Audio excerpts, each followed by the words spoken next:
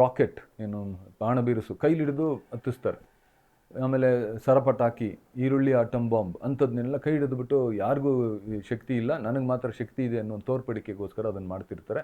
ಅವಾಗ ಹಚ್ಬಿಟ್ಟು ಹಿಂಗೆ ಕೈಲಿ ಹಿಡ್ಕೊಂಡಿರ್ತಾರೆ. I have seen atom bomb ಹೆಂಗೆ ಬ್ಲಾಸ್ಟ್ ಆಗುತ್ತೋ ಅದೇ ರೀತಿಲಿ ಕೈ ಬ್ಲಾಸ್ಟ್ ಆಗಿರೋವಂಥದ್ದು, ಕೈ ಇಂಜುರಿ ಆಗಿರೋವಂಥದ್ದು ಎಲ್ಲ ಬರ್ತದೆ. ಈಗ ನಾನು ರೈಟ್ ಹ್ಯಾಂಡರು, ನಾನು ಎಮ್ ಎ ಸರ್ಜನ್. ಬೆಳಗ್ಗಿಂದ ಸಾಯಂಕಾಲದವರೆಗೂ ನನ್ನ ಉದ್ಯೋಗ ನಾನು ನಿಂತಿರೋದೇ ನನ್ನ ಆರೋಗ್ಯವಾಗಿರುವಂಥ ನನ್ನ ಕೈ, ನನ್ನ ಬುದ್ಧಿಶಕ್ತಿ, ನನ್ನ ದೇಹಶಕ್ತಿ ಮೇಲೆ.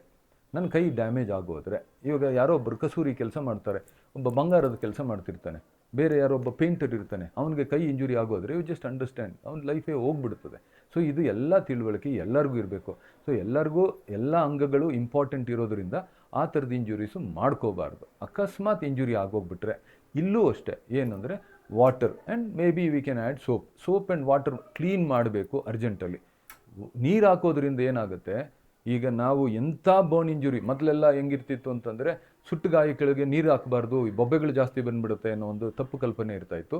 ಬಟ್ ಸುಟ್ಟು ಗಾಯಗಳಿಗೆ ನೀರು ಹಾಕೋದ್ರಿಂದ ಆ ಥರ್ಮಲ್ ಡ್ಯಾಮೇಜ್ ಏನಾಗುತ್ತೆ ಅಂದರೆ ಬೆಂಕಿ ಶಾಖದಿಂದ ಆಗುವಂಥ ಫರ್ದರ್ ಡ್ಯಾಮೇಜ್ ಏನಾಗುತ್ತೆ ಅದನ್ನು ತಡೆಗಟ್ಬೋದು. ಇದು ಒಂದು ಎಲ್ಲರಿಗೂ ಮನವರಿಕೆ ಇರಬೇಕು. ಈಗ ಆ ಸುಟ್ಟು ಗಾಯ ಏನಾಗಿದೆ, ಅರ್ಜೆಂಟಲ್ಲಿ ಟ್ಯಾಪ್ ವಾಟರ್ ಅಥವಾ ಫ್ಲೋಯಿಂಗ್ ವಾಟರ್ ಏನಿರ್ತದೋ ಅದನ್ನಿಟ್ಟು, ಐಸ್ ಕೋಲ್ಡ್ ವಾಟರ್ ಇದ್ದರೂ ಇನ್ನೂ ಒಳ್ಳೆಯದು, ಅದನ್ನು ಅದರಲ್ಲಿ ಮಾಡಿ ಅದರಲ್ಲಿ ಏನು ಡಸ್ಟು ಗಲೀಜು ಏನಿರ್ತದೋ ಅದನ್ನು ಸ್ವಲ್ಪ ಸೋಪ್ ಆ್ಯಂಡ್ ವಾಟ್ರಲ್ಲಿ ಕ್ಲೀನ್ ಮಾಡಿಬಿಟ್ಟು, ಜಾಸ್ತಿ ಇಂಜುರಿ ಆಗಿದ್ರೆ ಒಂದು ಚಿಕ್ಕ ಬ್ಯಾಂಡೇಜ್ ಮಾಡಿಕೊಂಡು ಡಾಕ್ಟ್ರ್ ಹತ್ರ ಹೋಗ್ಬೋದು.